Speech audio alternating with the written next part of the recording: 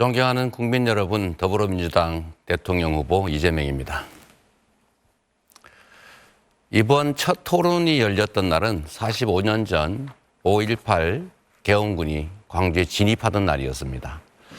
그런데 또 묘하게 오늘 27일은 광주의 계엄군들이 광주에 있던 전남도청을 기습해서 우리 계엄군들을 마지막으로 살상한 최후의 날이었습니다. 그날 새벽에 한강 작가의 소년이 온다에 나오는 동호군, 문재학 군은 총에 맞아 사망했습니다.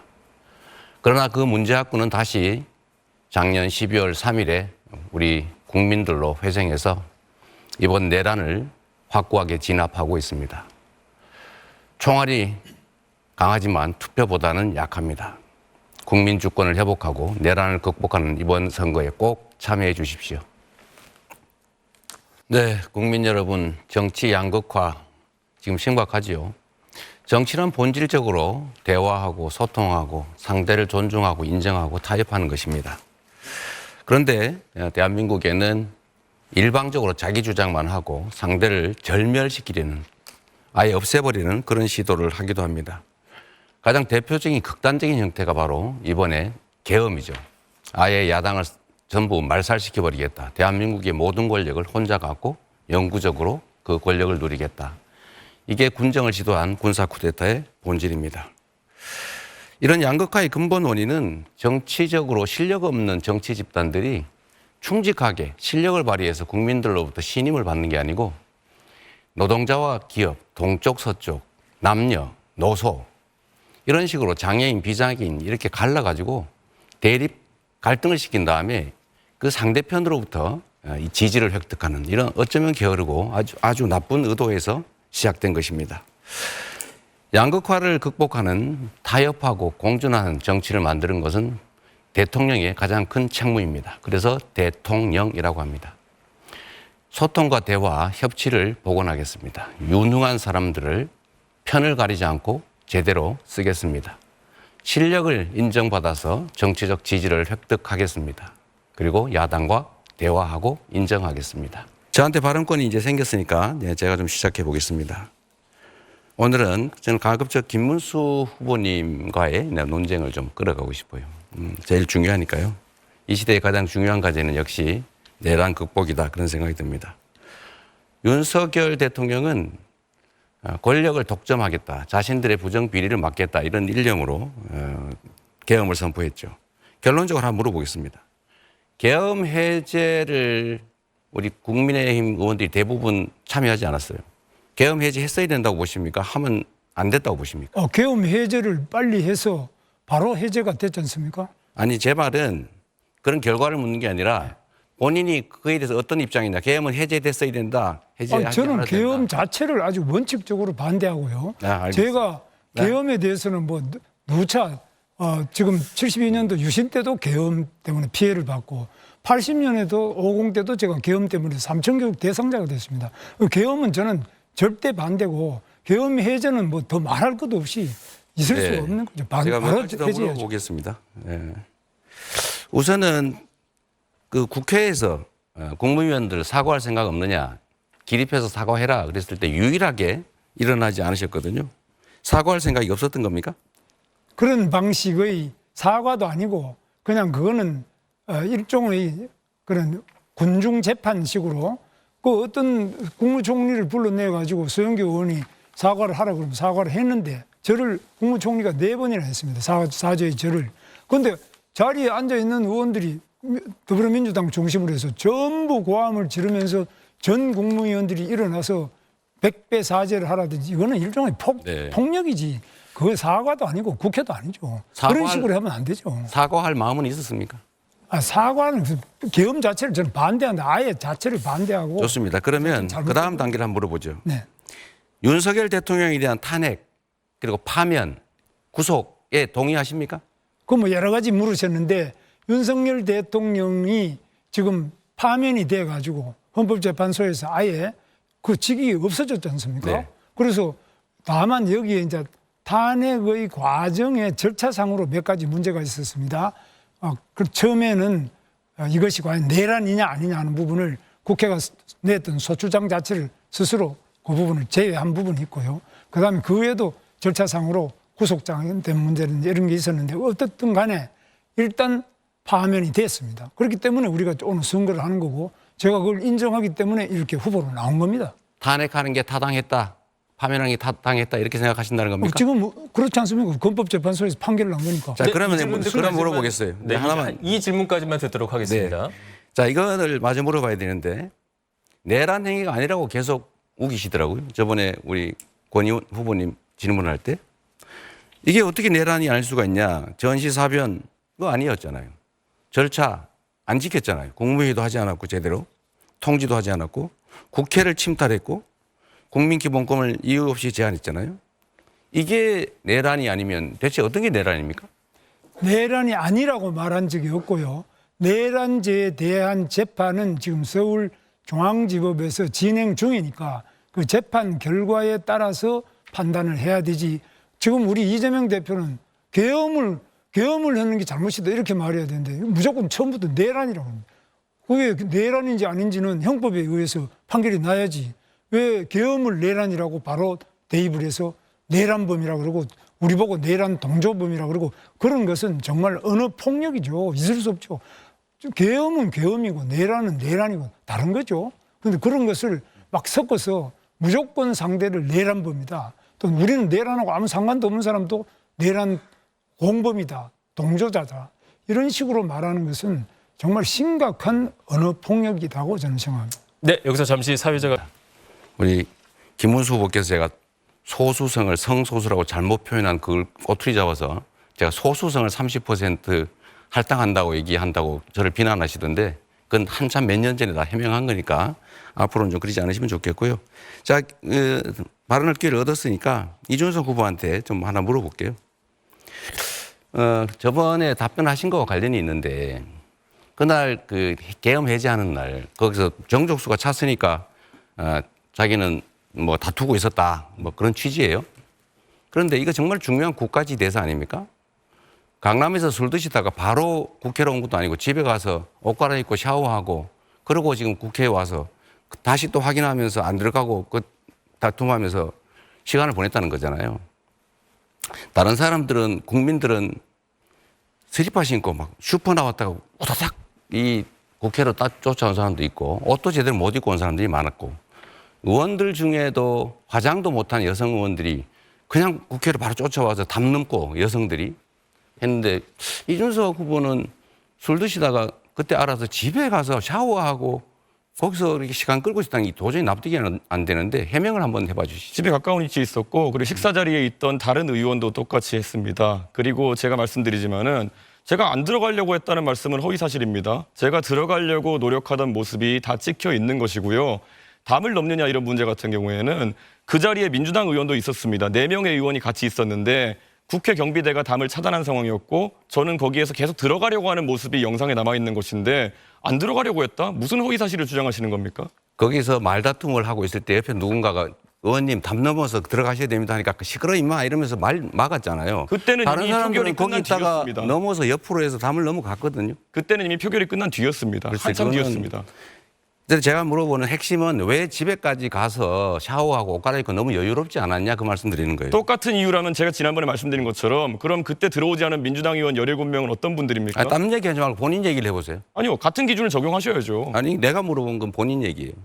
자꾸 논점을 흐리지 뭘 마시고. 원하시는 건지 모르겠어요. 그러니까 왜 제가 그랬냐고 물어보죠. 저를 도덕적으로 비난하시려는 겁니까? 아니면 어떤 기준을 잡으시는 겁니까? 질문에 답을 하시는 게 좋지 않겠어요? 그러니까 무엇을 문제 삼으시는 아니 왜 겁니까? 집에 가서 샤워하고 그렇게 여유 있게 했냐. 나라의 운명이 달린 여유 있게 일에. 하지 않았습니다. 즉시 가서 즉시 나왔습니다. 글쎄 그게 그렇다고 하니까 그렇게 알겠습니다. 긴밀하게 민주당 의원 2분이랑도 소통하고 있었습니다. 계속. 됐습니다. 네, 좀 톤을 낮춰야 되겠네요. 네, 국민 여러분. 대한민국은 민주공화국이다. 모든 권력은 국민으로부터 나온다. 이 헌법에 써져 있는 대원칙입니다. 민주주의 정치개혁이라고 하는 것은 국민이 주권자로 존중받는 제대로 된 정치 시스템을 만드는 것이겠죠. 제도도 만들어야 되고 정치의 실상도 변경해야 될 겁니다. 그런데 지금 대한민국 정치가 매우 잘못되어 있죠. 너무 이기적입니다. 그리고 소수가 동의하지 않은 모든 것을 반대합니다. 민주당 보고 독재한다 이런 얘기 하는데 거부권을 대통령이 41번 행사했습니다. 지금 우리가 탄핵을 30몇 번 했다는데 그 사실이 아닙니다. 13명인가 14명인가 이 정도밖에 안 될 거예요. 그리고 대통령 탄핵해야 마땅하지 않습니까? 국무총리 헌재 재판관 임명을 안 해가지고 탄핵을 기각시키려고 하는데 당연히 탄핵해야죠. 개헌을 해서 체계적인 새로운 시대를 준비해야 됩니다. 저는 몇 가지 말씀을 미리 드렸습니다만, 첫째, 5.18 광주 민주화 운동의 정신을 헌법 전문에 수록하고 책임 정치를 위해서 4년 연임제를 한 번에 한해서 이어서 할 수 있는 연임제를 도입하고 결선 투표를 도입할 필요가 있습니다. 당연히 계엄의 요건을 엄격하게 강화해야죠. 그리고 대통령의 거부권도 제한해야 됩니다. 국민의 기본권을 강화하고 그리고 지방자치와 분권을 강화하는 방향으로 헌법을 개정하겠습니다. 윤상현을 공동선대위원장으로 또 받았다가 내부 분란 때문에 그만둔 것 같습니다.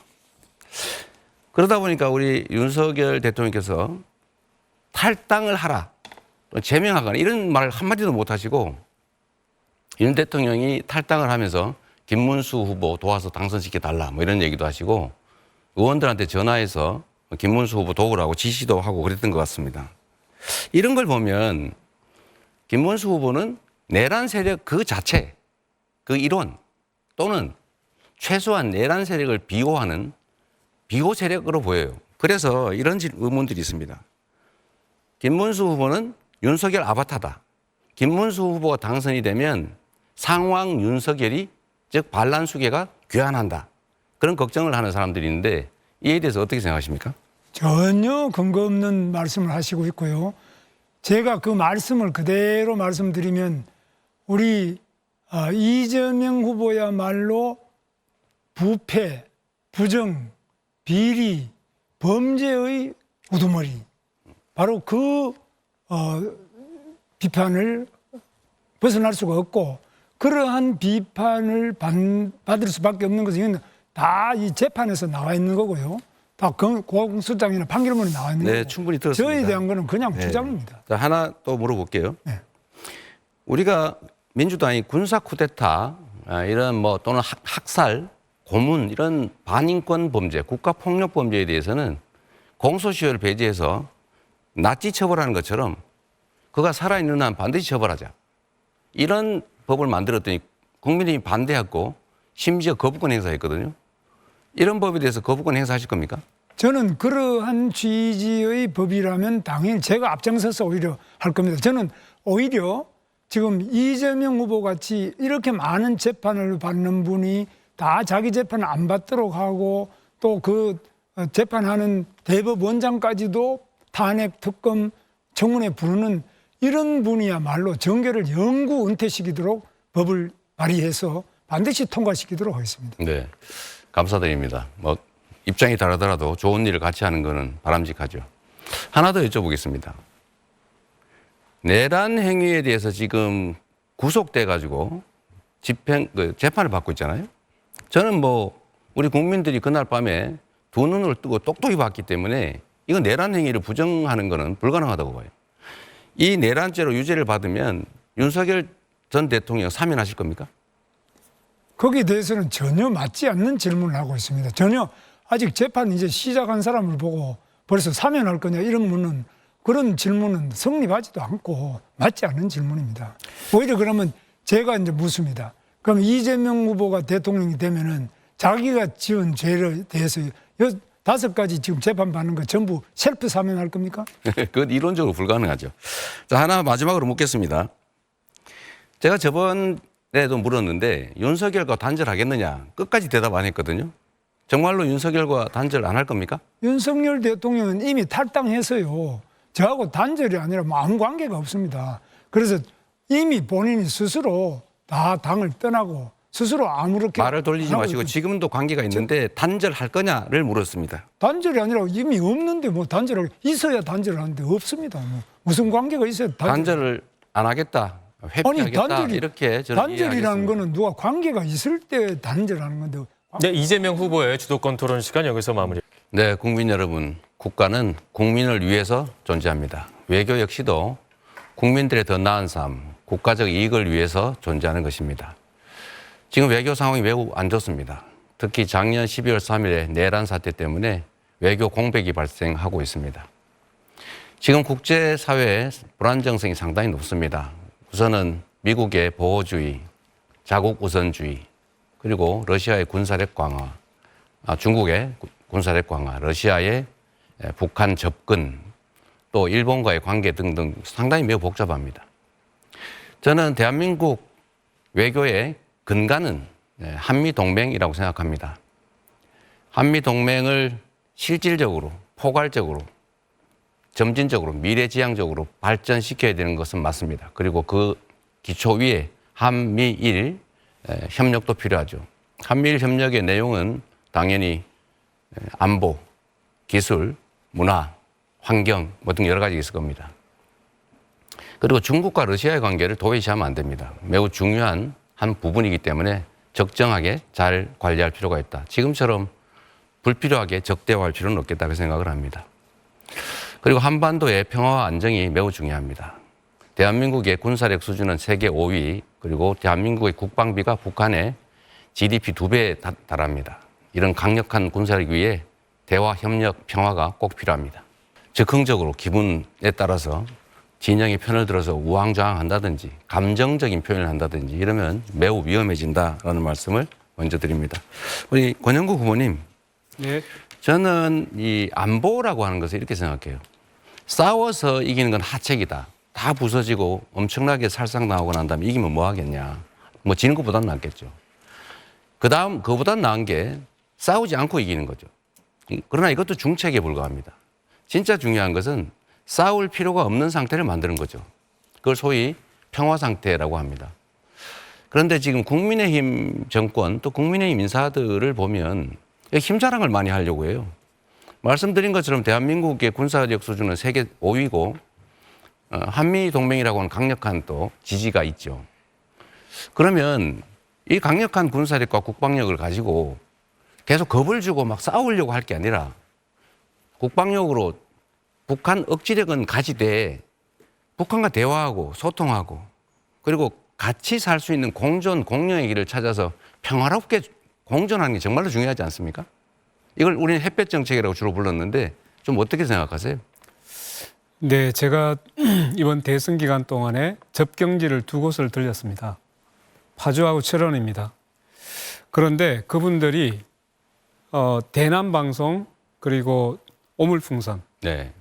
이 긴장 때문에 거의 밤에 잠을 자지 못한다고 합니다. 네. 실제로 윤석열 정권이 들어서서 자신의 비상계엄 조건을 만들어내기 위해서 굉장히 위험을 하고 갈등을 조장했잖아요.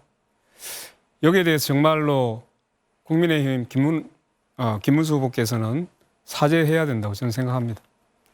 네, 전적으로 저도 공감합니다.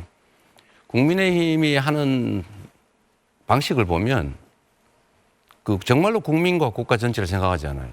북한에 대해서 강경 입장을 취하기만 하는 것이 능사가 아니지 않습니까? 우리 김문수 후보님, 네. 그 하나 좀 물어보겠습니다. 김문수 후보님은 우리가 핵무장 해야 된다 이런 입장이시잖아요. 핵무장이라고 핵 균형을 이루어야 된다 이겁니다. 핵무장을 그래 해야 균형을 이루죠. 핵무장을 아닙니까? 안 하더라도 한미 또 동맹 핵무장 하자는 겁니까? 하지 말자는 겁니까? 그것은 굉장히 신중하게 한미 동맹의 유지 범위 내에서 해야 됩니다. 그러니까 결론이 뭐야? 하자는 건지 말자는 건지 분명하게 말씀을 해야 다음 논쟁을 하지 않습니까? 그러니까 핵무장을 하자 말자 이런 문제가 아니고 한미 동맹이 가장 중요한 축이고 한미 동맹의 범위 내에서 핵무장을 할 수 있으면 해야 됩니다. 제가 입장은 지금 제가 이제 들은 핵무장 바로는 반대죠.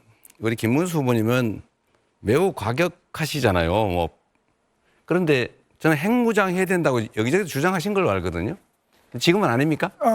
주장한 바 없어요? 핵무장을 하지 말자는 이야기가 아니에요. 제가 다시 말씀드리면 핵무장을 한다고 미국과의 한미 동맹이 깨져버리면 그는 핵무장하는 효과가 없습니다. 그러니까 핵무장 하자는 쪽이잖아요. 아니 그거는 핵하자 이렇게 말할 수가 없어요. 아, 그래요? 그러니까 한미 동맹 왔다 갔다 하는 게 우리 한미 간의 협의를 알겠습니다. 통해서 할 수 있으면 자, 하도록 이랬다 노력하겠습니다. 저랬다 뭐 핵무장 하자 그랬다가 안 하자 그랬다가 이제 왔다 갔다 하는 게 입장인 것 같아요.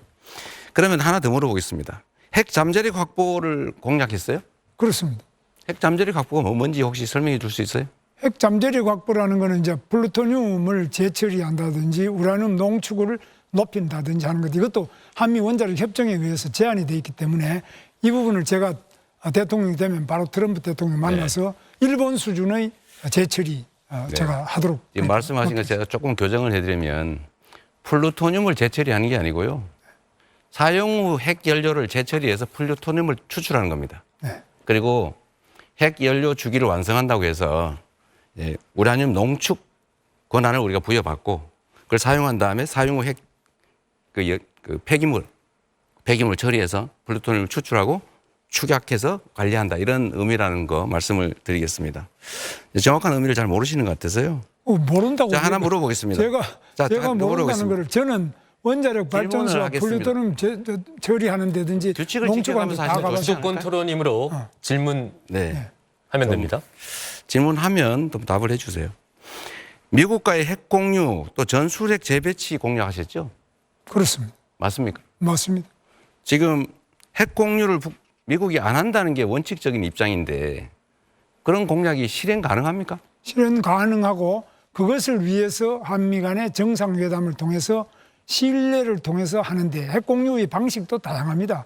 그 나토식도 있고 또 다른 우리 한국식의 독특한 핵 공유 방식도 얼마든지 협의를 통해서 할 수 있습니다. 그리고 또 여러 가지 핵 잠수함이든지 또 이런 것들 충분하게 한미 간의 정상회담을 통해서 잘 추진하고 발전시켜 나갈 계획입니다. 이 전술핵을 한반도에 재배치하면요, 북한에게 비핵화를 요구할 수가 없어요.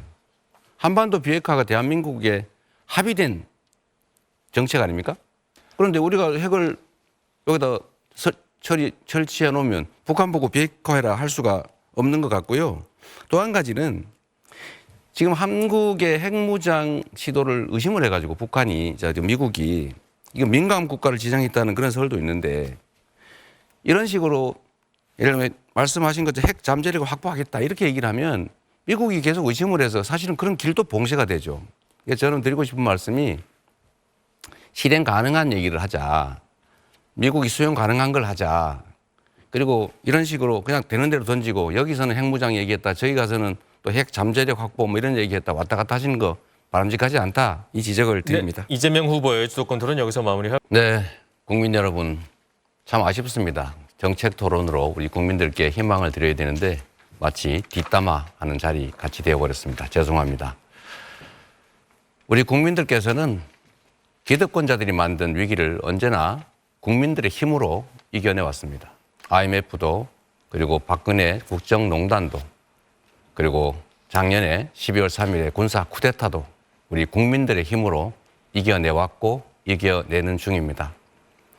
국민 여러분, 이번 대선은 이 내란 세력이 다시 복귀하느냐 아니면 희망의 새로운 민주공화국으로 다시 거듭나느냐가 결정됩니다.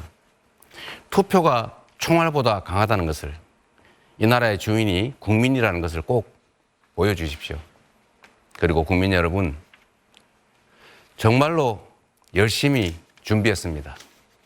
저에게 꼭 기회를 한번 주시기를 재삼 부탁드립니다. 감사합니다.